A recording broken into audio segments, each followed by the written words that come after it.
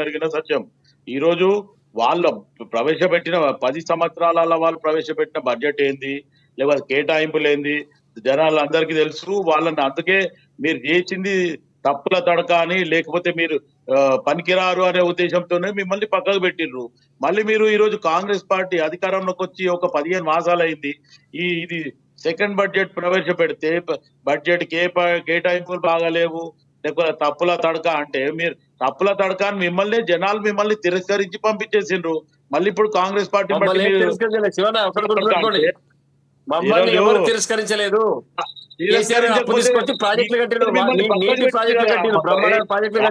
మిమ్మల్ని పక్కకు పెట్టిండ్రు. మిమ్మల్ని పక్కకు పెట్టిండ్రు ప్రజలు అంటే మిమ్మల్ని తిరస్కరించారు అనే అర్థం. దాన్ని మీరు అది అర్థం చేసుకోవాలా. ఈ రోజు మీరు ప్రాజెక్టులకు ఏవైతే డబ్బులు పెట్టిండ్రో, ఇంతకు ముందు యాంకర్ గారు లక్ష్మీనాథ్ గారు అడుగుతున్నారు, మీరు దానికి సరైన జవాబు మీ కేసీఆర్ కూడా ఇవ్వలేడు ఈ రోజు. ఎందుకంటే నేనే మొత్తం ఏమంటారు ఆట పెట్టుకొని నేనే పెద్ద ఇంజనీర్, నన్ను మించిన పెద్ద ఇంజనీర్ ఎవరు లేడు, నేను కూర్చేది కూర్చుంటా అని చెప్పి ఆడ పోయి మొత్తానికి ప్రాజెక్ట్ అంతా కాళేశ్వరం ని ఈ రోజు మొత్తానికి పాపం జనాలంతా కూలేశ్వరం అంటారు. అది కాళేశ్వరం అంటే భగవంతుని పేరు, అది కూలేశ్వరం అనే రకంగా మాట్లాడుతారు. మీరు ఒకసారి ఇటువంటివన్నీ ఆలోచించాలి. మీ వల్ల ఈ రోజు తెలంగాణ జనాలకి అప్పు జరిగింది.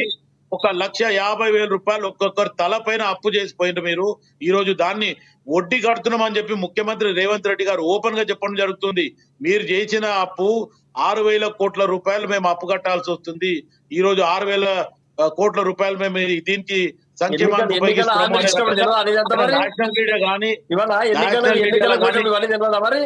ప్రజలకు అలివి కానీ ఎందుకు ఇట్లా అప్పుల పాలు చేస్తున్న రాష్ట్రాన్ని మరి మీ టీఆర్ఎస్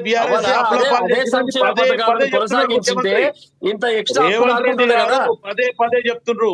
ఈ రోజు బట్టి విక్రమార్ గారు పదే పదే చెప్తుండ్రు, ఉత్తమ్ కుమార్ రెడ్డి గారు చెప్తుండ్రు ప్రాజెక్ట్ కళ్యాణ లక్ష్మి పేరు ఇచ్చినప్పుడు మీరు తులం బంగారం ఎందుకు ఇస్తున్నారు? అది ఎక్కడ పోయింది? తులం బంగారం ఎక్కడ పోయింది? మరి ఎక్కడ నుంచి తెస్తారు డబ్బులు? ఏమంటున్నా, సంక్షేమ పరంగా ప్రజలకు ఇస్తామని చెప్పడం జరిగింది. జాది ముబారక్ గాని కళ్యాణ లక్ష్మి గాని ఓ తులం బంగారం ఇస్తామని చెప్పడం జరిగింది. దాన్ని ఖచ్చితంగా ఏదైతే మేము అవును ఇయ్యలేదు, ఒప్పుకుంటా నేను కూడా. దానికి ఇయ్యలేమంటలేం. ఇప్పుడు మొత్తము కేసీఆర్ మాట్లాడిన మాటల్లాగా కాంగ్రెస్ పార్టీ ప్రభుత్వం మాట్లాడడం లేదు. ఈ రోజు దళితుని ముఖ్యమంత్రి చేస్తున్నారు, దళిత బంధు అన్నారు. మీరు ఎన్ని మోసాలు చేసారు ప్రజలకు అందరు తెలుసు. ప్రజలకి ఈ రోజు కొత్త కాదు.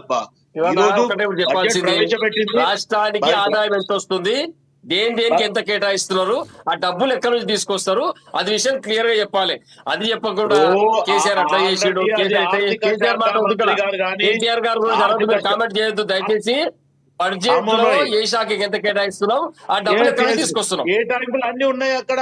కేటాయింపులు యాంకర్ గారు కూడా చదువుతున్నారు, మీకు కూడా లిస్ట్ వచ్చింది, లేకపోతే వెంకటరెడ్డి గారికి కూడా లిస్ట్ వచ్చింది ఆల్రెడీ. దేనికి దేంత కేటాయింపులు అనేది ఇప్పుడు ఈ రోజు విద్యుత్ రంగానికి 21,221 కోట్లు, ఐటీ రంగానికి 774 కోట్లు, పరిశ్రమానికి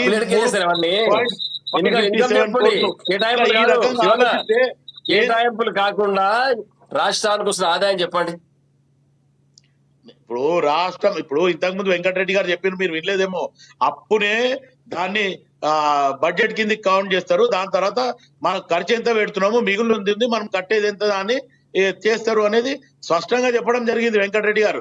నేను దాంట్లో నేను కొత్తగా నేను పోయి మళ్ళీ కేటాయింపుల గురించి లేకపోతే మన ఆదాయం ఎంత అనేది కూడా ముఖ్యమంత్రి గారు ఓపెన్ గా చెప్పడం జరిగింది. వెంకటరెడ్డి గారు చెప్పండి. ఇగో కామన్ ఆలోచన ఏంటంటే, ఆదాయం అంటే సపోజ్ నేను ఏదైనా ఒక పని చేసి ఆ రోజు 1,000 రూపాయలు తెస్తే అది ఆదాయము. లక్ష్మీనాథ్ గారి దగ్గరకు వచ్చి ఒక 1,000 రూపాయలు తీసుకొస్తే అది ఆదాయం కాదు, అది అప్పు.